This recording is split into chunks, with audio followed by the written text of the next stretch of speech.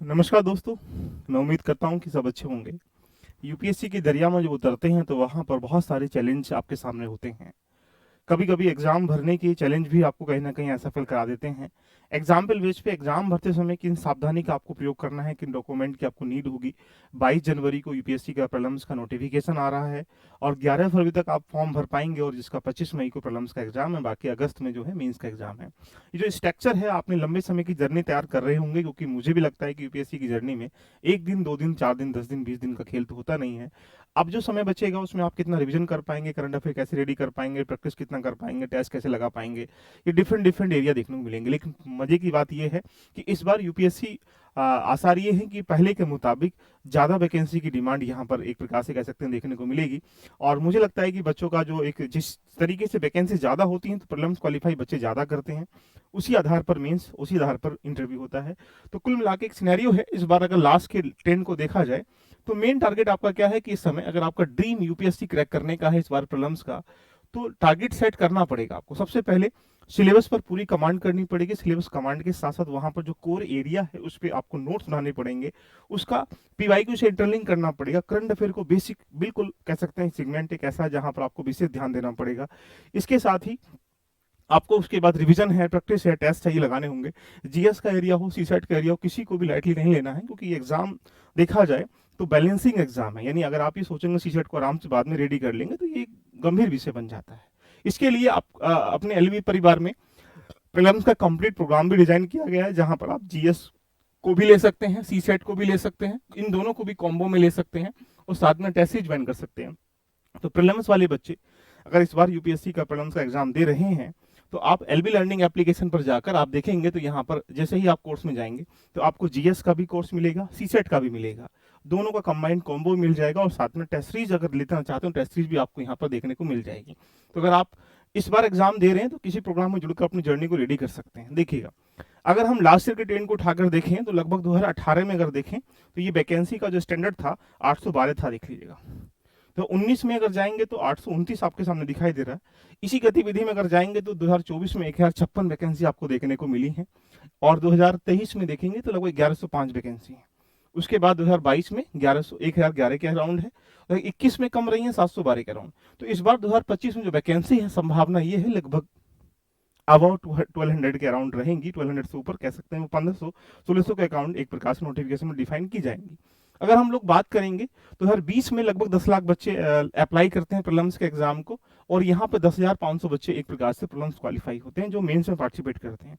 और फिर उसके बाद मेंस में क्वालिफाई होने वाले बच्चे 2100 होते हैं, क्योंकि यहाँ लगभग 796 के आसपास वैकेंसी, लगभग ये कह सकते हैं कि लगभग 2.5 से 3 गुना के बीच में मेंस क्वालिफाई करते हैं। और यही गतिविधि अगर देखा जाए तो यहाँ भी 5 गुना के आसपास रहने का प्रयास किया जाता है। तो वही गतिविधि आप यहाँ पर देख रहे होंगे।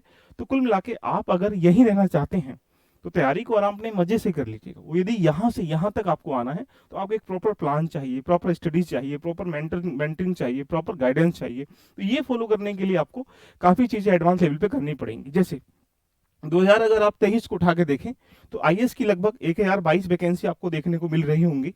यहाँ पर जो जनरल की आईएएस की वैकेंसी 75 थी, ईडब्ल्यूएस की 18 थी, ओबीसी की 45 थी, एससी की 29 थी, एसटी की यहाँ पर 13, यानी 180 वैकेंसी आउट ऑफ 1022 से आईएएस पोस्ट की थी। यानी हर साल डिफरेंट डिफरेंट जितनी भी हमारी पोस्टेज होती हैं उनको डिवाइड कर दिया जाता है, जिससे कि आप आराम से उस कैटेगरी के इसी वजह से रैंक का ऊपर नीचे एक प्रकार से कह सकते हैं। आपने देखा हो कभी कभी किसी की 250 रैंक है उसको आईएएस नहीं मिल रहा है, किसी के एक प्रकार से 500 उसको आईएएस मिल रहा है। उसकी वजह कैटेगरी के साथ साथ वहां पर पोस्टों का एक आधार भी रहता है। इसी रूप में देखेंगे तो कट ऑफ का डायरेक्शन अगर देखें 2023 में 75 थी, अगर आप देखेंगे 2022 में 88 थी। अगर लास्ट ईयर के 19 से लेकर अगर आप 23 तक देख लें तो कभी भी कट ऑफ जो है 100 नंबर से ऊपर नहीं गई है। तो ये मान के चलें कि अगर आप प्रीलिम्स क्वालिफाई करना चाहते हैं तो जीएस में 50 क्वेश्चन सही करने के साथ साथ आपको सीसेट क्वालिफाई होना कंपलसरी बन जाता है। तो आपका टारगेट क्या है कि किसी स्थिति में मुझे 50 क्वेश्चन सही करने आउट ऑफ 100 में से। तो चैलेंज क्या होगा कि इसके लिए अगर मेंस में जाएंगे तो जैसा आप जान सकते हैं कि मेंस में आपके पास कंपलसरी पेपर रहते हैं 2, बाकी जीएस के 4 पेपर हैं, ऑप्शनल के 2 पेपर हैं। इन सबको मिला के 1750 नंबर का आपका मेंस बन जाता है। तो इस गतिविधि में मेंस में 741 नंबर देखिएगा। यहाँ 748 है, 745 है, 736 है, 751 है। अगर आप देखेंगे तो लगभग सिमिलर वे में से एक एवरेज निकाल लिया जाए 740 से लेकर 50 के बीच में ही कट ऑफ रहा है मेंस का भी। ये कट ऑफ अगर यहाँ देखेंगे 712, 714, 707 लगभग एक अप्रोक्स वही रहता है देखिएगा। अगर हम बात करें आउट ऑफ 2025 की, क्योंकि जब 1750 नंबर का आप लोग यहाँ पर मेंस उठा लेंगे, 275 नंबर का आप लोग इंटरव्यू उठा लेंगे, तो कुल मिला के 2025 नंबर का क्या बन जाएगा, फाइनल मेरिट बन जाएगा। उस मेरिट में कट ऑफ जो जनरल की गई थी 953 है, 960 है, 953, 944 है, 961 है। यानी अगर आप इनको ट्रेंड देख लें तो आप देखेंगे लगभग सिमिलर वे में 950-60 के बीच में ही फाइनल मेरिट रहती है, जिसमें आप आराम से उस कैटेगरी में आराम से क्वालिफाई कर सकते हैं। यही OBC, general, SC, ST, PWD आपके सामने अवेलेबल है। अगर बात करेंगे इसके लिए जरूरी क्या है, देखिएगा फॉर्म भरते समय हमें बहुत सारी सावधानी बरतनी है। पहली बात तो 1 अगस्त का डाटा आपने देखा होगा नोटिफिकेशन में कि आपकी उम्र जनरल कैटेगरी में 32 साल होनी चाहिए, 32 साल से कम होनी चाहिए। कितने से? 21 से लेकर 32 साल तक का जनरल कैटेगरी का बच्चा फॉर्म भर सकता है।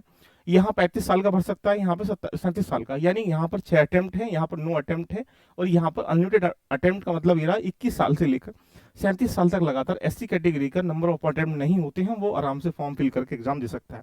लेकिन आप फॉर्म फिल करते हैं लेकिन एग्जाम में, प्रीलिम्स में पार्टिसिपेट नहीं करते हैं, जब तक आपकी वहां प्रेजेंट नहीं होती, अगर आपने फॉर्म भरा है तो आप यहाँ पर एक प्रकार से अटेम्प्ट आपका काउंटिंग नहीं होता है। तो याद कर लें, फॉर्म भरने का मतलब अटेम्प्ट काउंट नहीं होता है। प्रीलिम्स एग्जाम में जाकर जब आप बैठेंगे यानी अटेंडेंस आपका फिल हो जाएगा, इसका मतलब आपका अटेम्प्ट काउंट हो चुका है, याद कर लीजिएगा। अगर बात करें बेसिक इन्फॉर्मेशन के बारे में, तो नॉर्मल आपको पता होगा कि 10, 12 और यूजी एक स्नातक होना कंपलसरी है। और इसमें बहुत सारे प्रश्न आपके दिमाग में आते होंगे, सर हमारे 10th में ग्रेजुएशन से पास हुए हैं, ये 12th में कैसे पास हुए, यूजी में कैसे पास हुए। परसेंटेज से कोई मतलब नहीं, सिर्फ अगर पास हैं तो आप आराम से एक प्रकार से फॉर्म भर सकते हैं। दूसरी बात, बहुत सारे स्टूडेंट के दिमाग में एक प्रश्न चलता होगा, सर हम तो परस्यूइंग लास्ट ईयर चल रहा है, लास्ट मेरा सेमेस्टर है, लास्ट ईयर है, क्या मैं फॉर्म भर सकता हूँ? नहीं। ऐसी गतिविधि में यूपीएससी आपको प्रशासनिक अधिकारी बनाने जा रहा है। क्या पता आप लास्ट सेमेस्टर में, लास्ट ईयर में फेल हो गए, उधर यूपीएससी प्रीलिम्स पास हो गए, तो ऐसी गतिविधि में आप कोर्ट में जाके क्या कहेंगे, या आधार पर हम लोग कह सकते हैं कि यहाँ पर परसुइंग जो भी स्टूडेंट है एक नहीं भर सकते हैं। यानी फॉर्म भरने की तिथि से पहले आप उस साल की जो आपका एक आधार है वो कंप्लीट होना चाहिए। ऊपर से फाइनल बच्चे ही जो फाइनल कर चुके हैं वही इस बच्चे में फॉर्म भर सकते हैं। यानी सिंपल क्वालिफिकेशन क्या हुआ कि आपका यूजी होना कंपलसरी, स्नातक होना कंपलसरी, आपने किसी यूनिवर्सिटी से किसी से किया उससे कोई मैटर नहीं करता है। बात करते हैं सर्टिफिकेट की, तो नॉर्मल सर्टिफिकेट अगर देखा जाए, जैसे कि एग्जाम्पल बेस पर, अगर अभी आपने सर्टिफिकेट को नहीं बनवाया है तो जो 22 जनवरी से लेकर अभी फॉर्म जो आ रहे हैं 11 फरवरी 2024 के 25 तक भरे जाएंगे, तो सर्टिफिकेट का मतलब है कि 1 अप्रैल 2024 से लेकर 11 फरवरी 2025 के बीच का, यानी इस जो एक सेशन है ये वाला, इस सेशन के बीच में आपका ईडब्ल्यूएस का हो, या आप ओबीसी का अगर आप आरक्षण लेना चाहते हैं, या इसके अलावा आप यहाँ पर जो भी अदर सर्टिफिकेट वगैरह रहते हैं उसका सर्टिफिकेट इस टाइम पीरियड का होना चाहिए। चलिए डिस्कशन करने का प्रयास करते हैं। अगर हम लोग बात करें सर्टिफिकेट के बारे में, तो ओबीसी के 2 पॉइंट हैं। एक क्रीमी लेयर है, देखिएगा क्रीमी लेयर मतलब जो क्रीम का मतलब अच्छा पैसा कमाते हैं, देखिएगा इस आधार पर देखा जाए तो आप कह सकते हैं जिनकी इनकम 8 लाख से ज्यादा है, देखिएगा पारिवारिक वार्षिक आय, आपकी नहीं पारिवारिक वार्षिक आय, उसमें एक प्रकार जो सरकारी या व्यावसायिक रूप से ए और बी श्रेणी में आते हैं उन लोगों को रखा जाता है। यदि आपकी 8 लाख से कम है तो यानी आप यहाँ पर ओबीसी का एक प्रकार से लाभ उठा सकते हैं। तो यहाँ पर क्रीमी लेयर और एक प्रकार से कह सकते हैं नॉन क्रीमी लेयर, ये 2 भागों में हमने ओबीसी को बांट रखा है। यहाँ पर क्रीम का मतलब हुआ कि मलाईदार क्षेत्र, जहाँ पर लोग ज्यादा इनकम करते हैं। तो अगर आप यहाँ पर नॉन क्रीमी लेयर में आते हैं तो इसका सर्टिफिकेट होना कंपलसरी है, और ये आप अपनी तहसील से बन जाएगा नॉर्मली, तो इसको जरूर बनवा लीजिएगा। ये इनकम सर्टिफिकेट आपका होगा जो 8 लाख से कम वाला होगा। ऐसा करने से आप आरक्षण का लाभ उठा पाएंगे। बात करते हैं यहाँ पर ईडब्ल्यूएस की। ईडब्ल्यूएस का सर्टिफिकेट भी प्रत्येक वर्ष जनरेट होता है, यानी प्रत्येक वर्ष अपडेट होता है। ये वो लोग हैं, ये जनरल कैटेगरी के लोग हैं, यानी जिस प्रकार से हमने ओबीसी को 2 भागों में बांट दिया था, ऐसे जनरल को भी एक प्रकार से कह सकते हैं उन क्षेत्रों में या उस भाग में बांट दिया गया जो कहीं ना कहीं उसका लाभ नहीं उठा पाते थे। तो ईडब्ल्यूएस हमेशा काउंटिंग कहाँ होगा, जनरल में काउंटिंग होगा। यानी इसका एक एरिया है कि 8 लाख से जिसकी पारिवारिक आय एक प्रकार से कम है, उसका लेखा जोखा जो 3 वर्ष, यानी जैसे 21, 22, 23, 23, 24, इन 3 सालों का लेखा जोखा देखकर ये अनुमान लगाया जाएगा कि इसकी वार्षिक आय 8 लाख से कम है, उसको ईडब्ल्यूएस सर्टिफिकेट मिलेगा। तो यानी ये भी और ये भी अप्रैल से लेकर फरवरी के बीच, यानी एग्जाम डेट 11 फरवरी है, 11 फरवरी से पहले का आपका सर्टिफिकेट होना चाहिए। इससे अगर नहीं है तो फिर आप एक प्रकार से एलिजिबल नहीं हो पाएंगे, ये आपका फॉर्म रिजेक्ट भी हो सकता है। इसके अलावा SC ST कैटेगरी के लिए सिर्फ वन टाइम सर्टिफिकेट रिक्वायरमेंट होती है, ऐसा नहीं कि आपको हर साल चेंजिंग करना है। तो SC ST कैटेगरी में अगर आप आते हैं तो वन टाइम आप बोलते हैं। बाकी विकलांगों के लिए भी एक सर्टिफिकेट रिक्वायरमेंट होती है। बाकी अन्य किसी दुविधा की अगर आपको लगता है कि सर मुझे कोई डाउट है, तो यहाँ पर 7060740795 पर ओनली व्हाट्सअप कर सकते हैं, जिससे कि आप अपने सर्टिफिकेट के लिए पूरी जानकारी यहाँ हम हमको दे देंगे, पूरी लिस्टिंग करा के। बात करते हैं यहाँ से अगला पॉइंट के, देखिएगा बहुत सारे ऐसे रूल्स वगैरह होते हैं। अगर आप फॉर्म भर रहे हैं इस बार 2023 का 25 का सॉरी, और इसमें जरूरी क्या है कि यहाँ पर सबसे बड़ी चुनौती बन जाती है कि जो आपका फॉर्म है वो इस फॉर्मेट में नहीं होना चाहिए। इस फॉर्मेट में आपका नाम भी आएगा और डेट भी आएगा। यानी पहली बात तो ये, अगर आप यहाँ नोटिफिकेशन का पैरा नंबर 9 देखेंगे तो अपलोडिंग फोटोग्राफ, सबसे पहली नीड क्या बोल रखी है इसने कि the photograph upload bye candidate should not a more than 10 day old. देखिएगा, यानी ये जो फोटोग्राफ है ये 10 दिन से पुराना नहीं होना चाहिए। यानी एग्जाम्पल बेस पे आपकी 22 जनवरी से फॉर्म भरे जाएंगे तो आप 12 जनवरी से पहले का आपका फोटो नहीं होना चाहिए। यानी ये जो फोटो है आपको लेटेस्ट में खिंचवाना है, 11 फरवरी से पहले पहले का होना चाहिए, यानी 11 फरवरी के बाद का है। ऐसी गतिविधि में आप किसी आज या कल जो भी आपको टाइम मिले आप जाइएगा, वहां पर इस स्लाइड फॉर्मेट में नाम और डेट लिखकर फोटो खिंचवाइएगा। उसका भी आधार बोला गया, the candidate face should occupy 3/5 space. देखिए 3/5 स्पेस आपका एक प्रकार से ये वाला फेस का होना चाहिए। देखिएगा आगे बोला, candidate must ensure the appearance must watch with the photograph at the each stage of the examination process. देखिएगा, यानी अगर प्री मेंस और इंटरव्यू में अगर लेके जाओ तो यानी इसी फोटो को आप लोग यहाँ पर प्रयोग करिए, जो आपके लिए और भी कह सकते हैं सुटेबल होगा। तो फोटोग्राफ में गलती नहीं करनी। तो पहली इंफॉर्मेशन क्या रही, फोटोग्राफ को मेंटेन कर लीजिएगा। बाद में आपके पास फॉर्म भरते समय ऐसा एक आपने, मुझे लगता है सारे बच्चों ने OTR कर लिया गया होगा। अगर आपने OTR नहीं किया, वन टाइम रजिस्ट्रेशन नहीं किया, तो जरूर कर लीजिएगा। ये कंपलसरी है, वन टाइम होता है, इसको मल्टीपल टाइम ये बार बार नहीं करना होता है। पहली बात, सबसे पहले आप यहाँ पर जब नाम डालेंगे तो नाम में श्री विरी सब इन शब्द का प्रयोग एक प्रकार से आप लोग यहाँ पर अनिवार्य एक प्रकार से नहीं करेंगे। अपना कंपलसरी नाम डालेंगे। किसी का नाम राम है, श्याम है, घनश्याम है, राधे श्याम है, कुछ भी है, आप यहाँ पर वही नाम डालेंगे जो यहाँ पर आपने प्रमाण पत्र में दर्ज किया गया, किस आधार पर, जो 10th की मार्कशीट में दिया गया। यदि आप 10th की मार्कशीट में और आपका नाम अलग है, इसका मतलब आप फॉर्म रिजेक्ट हो जाएगा आपका, ये सावधानी बरतनी है। दूसरी बात, सेकंड नंबर पे आप फादर नेम है या मदर नेम है। कभी कभी हम फादर नेम में सम्मान सूचक शब्द जैसे श्री होता है या श्रीमती है या अन्य कोई मिस्टर है या बाकी शब्दों का डॉक्टर वगैरह इन सब का प्रयोग कर लेते हैं, वो सब प्रयोग नहीं करना है। डायरेक्टली जो नाम है उसको फिल करना है। बाकी अन्य गतिविधि का यहाँ पर एक प्रकार से कह सकते हैं लिखा है, कृपया नाम के आगे श्री डॉक्टर आदि शब्द ना लगाएं और ना ही माता के आगे लगाएं। दो बातें होगी, पहला पैरा, दूसरा पैरा, तीसरा पैरा। अगले बात, क्या आप अल्पसंख्यक हैं, माइनॉरिटीज हैं। देखिएगा ये लगभग देखा जाए, अगर आप हिंदू हैं तो हिंदू तो माइनॉरिटीज नहीं होते हैं। इसके अलावा जो 6 जो हमारे एक प्रकार से कह सकते हैं वर्ग हैं, मुस्लिम है, सिख है, ईसाई है, जैन है, फारसी है, ये सारे हमारे पास माइनॉरिटीज होते हैं। अगर हैं तो आप यहाँ पर यस करेंगे, नहीं है तो यहाँ पर नो कर देंगे। आगे बढ़ेंगे तो आपका मोबाइल नंबर, देखिए मोबाइल नंबर लगभग कंपलसरी वही डालना चाहिए जो आपका लंबे समय से चल रहा हो, या आप बहुत सारी चीज़ों को आज के समय में एक ही मोबाइल नंबर आपके बैंक अकाउंट से भी या आधार कार्ड से भी, ये अन्य पैन कार्ड या अन्य डिफरेंट जितने डॉक्यूमेंट है उससे लिंक होता है। तो यानी ये आधार नंबर वही डालिएगा जो लंबे समय तक आप चलाएंगे या फिर चल रहा है। क्योंकि पहले समय में क्या होता था, बहुत सारे नंबर हम लोग चेंज कर लेते, लेकिन अब कंपलसरी हो चुका है क्योंकि यहाँ पर डिफरेंट तरीके से वही नंबर यूज करते हैं। तो नंबर भी आपको यही यूज करना है। आगे ईमेल भी अधिकांश वही यूज करिएगा जो आप लंबे समय चला रहे हैं, उसको लंबे समय चलाएंगे। ऐसा नहीं कि कल को चेंज कर देंगे, वो ऐसा गतिविधि बिल्कुल ना करें। जैसा ये फिल करेंगे, आप भारतीय हैं तो यस लिखेंगे, वो तो होंगे।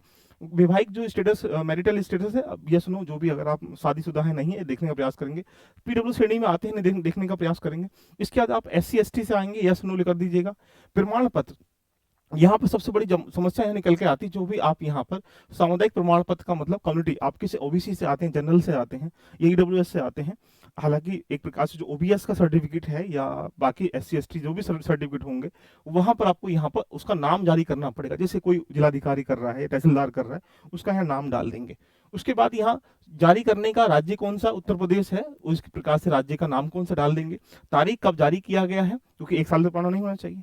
अब शुल्क माफ, यानी आप किस श्रेणी से आते हैं, अगर आप किसी अन्य श्रेणी में शुल्क माफ कर रखा तो यस नो करेंगे। उसके बाद आपका पता डालेंगे, पते में सारी चीजें आप वही रखते हैं। जैसे आप आगे करेंगे तो यहाँ पर जो आधार कार्ड है डॉक्यूमेंट वेरिफिकेशन के लिए फोटो आइडेंटिटी कार्ड आपको डालना पड़ेगा, जैसे आधार कार्ड है तो कोशिश करिए आधार कार्ड में और आपकी जो 10th की 12th की जो भी मार्कशीट वगैरह उसमें नाम सेम होना चाहिए। अगर अलग है तो मतलब वो व्यक्ति नहीं है जिसका आधार कार्ड है, वो व्यक्ति नहीं जिसकी मार्कशीट है। इसलिए इन बातों का विशेष ध्यान रखें। सिविल सेवा के प्रयास कितने अभी तक किए हैं, वही प्रयास अगर आपने अटेम्प्ट किया था पहले तो 1 2 3 4 जो भी किए देखिएगा उसको यहाँ 1 2 3 4 यहाँ पे फिल कर दीजिएगा। साथ में जो फोटो एंट्री कार्ड है यहाँ पर इसका व्यू डॉक्यूमेंट यहाँ अपलोड भी करेंगे, इसलिए उसको एक स्कैन करके रख लीजिएगा, उसकी भी वीडियो बना दूंगा आपके सामने। जैसे आगे बढ़ते हैं, तो क्या एज रिलेक्शन चाहते हैं, यस नो, यानी किस कैटेगरी में आएंगे, शैक्षिक योग्यता क्या है आप यहाँ डिफाइन करेंगे, स्नातक में पढ़ाई करी है, वो सारी बातें यहाँ पर एक प्रकार से आपके सामने आ जाएंगी। जैसे ही आप आ जाएंगे तो बाकी सब चीजें आप यहाँ सेंटर कहाँ भरेंगे, कौन कौन सी लैंग्वेज होगी, ये सारी बातें आपको यहाँ पर सिमिलर वे में भरनी है। यानी यदि आप इसमें एडवांस लिया गया कि do you hail from the Arunachal Pradesh है, मणिपुर, मेघालय, मिजोरम, तो यानी यस नो भर देंगे, जिससे कि आप यहाँ पर इसके बारे में डिफाइन कर पाएंगे।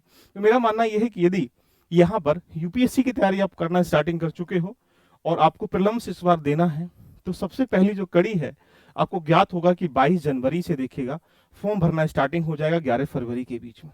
यानी इस बीच में आपको क्या करना है, सबसे पहली प्रायोरिटी है फॉर्म को अच्छे तरीके से भरना है। कोशिश करना है कि स्टार्टिंग के 10 डे के अंतर्गत ही आप फॉर्म भर लें, यानी 5 दिन 10 दिन के अंदर फॉर्म भरने से क्या होगा, जहां सेंटर आप जाना चाहते हैं वो आपको मिल जाएगा। नहीं, बाद में वहां के सेंटर क्या होते हैं, एक प्रकार से कह सकते हैं भर जाते हैं, फिर सेंटर आपको फिर अलग अलग जगह के देखने को मिलेंगे, जिससे कि आपको समस्या का सामना करना पड़ सकता है। दूसरी बात, अपना फोटो, अपने सिग्नेचर, अपना ID कार्ड, अपना जो भी UG PG inter high school जो भी आपने किया है उसका एक सर्टिफिकेट सबको सेट कर लीजिएगा। इसके साथ जो आपका सर्टिफिकेट है SC कैटेगरी, OBC या जो भी EWS का, वो सब रेडी कर लीजिएगा। इसके साथ साथ आपको एक्स्ट्रा करिकुलम में जैसे ही आप 22 तारीख में स्टार्टिंग हो जाएगा तो मैं आपको एक फॉर्म भर के पूरा दिखाऊंगा जो आपके लिए काफी लाभकारी निकल के आ जाएगा। तो दोस्तों एक्टिव हो जाइएगा, अपने आप को रेडी कर लीजिएगा। और अब 22 जनवरी से हम भी धमाकेदार एंट्री कर रहे हैं प्रीलिम्स एग्जाम के लिए, जहां पर current affair, static part, test series, ये अन्य डिफरेंट सीटेट पर हम लोग काम करने वाले हैं।